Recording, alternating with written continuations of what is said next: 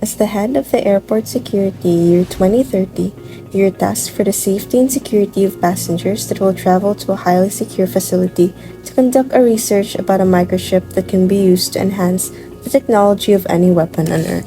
Thus, the need for extreme accurate identification is needed. Upon DNA checkpoint, a potential threat has been identified.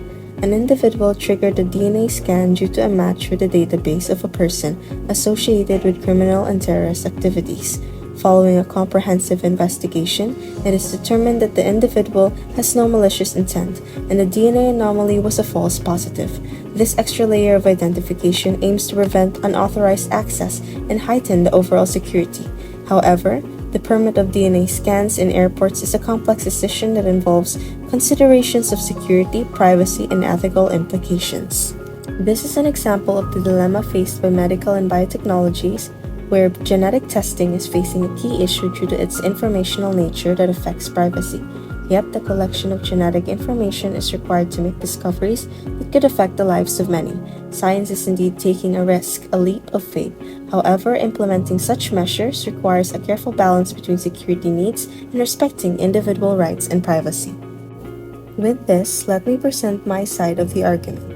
I believe airport passenger screening should include DNA scans to enhance safety by identifying individuals on watch lists, ensuring the well-being of researchers and all passengers. This to say, however, with great power of science comes great responsibility and several considerations. Privacy.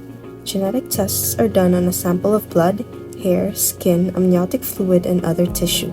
While the collection and storage of genetic information raise valid privacy concerns, it is important to recognize the potential benefits.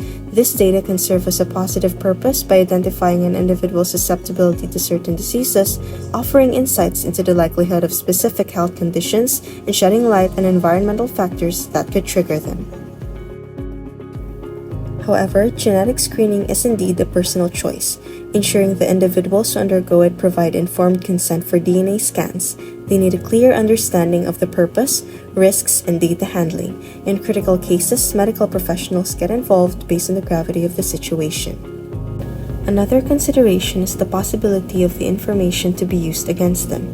In May 2008, a more comprehensive law than the Health Insurance Portability and Accountability Act of 1996, or HIPAA, was signed into law, and it is the Genetic Information Non-Discrimination Act, or GINA. The law protects Americans from genetic discrimination in health insurance and employment.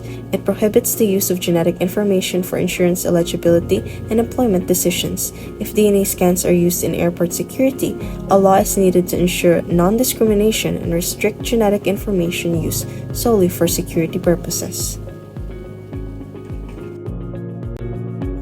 With this, the security of data is also important. They must be stored and protected from unauthorized access or hacking to prevent potential misuse. Also, the safety and frequent DNA scanning should also be assessed, as it may have potential impact to an individual's well-being.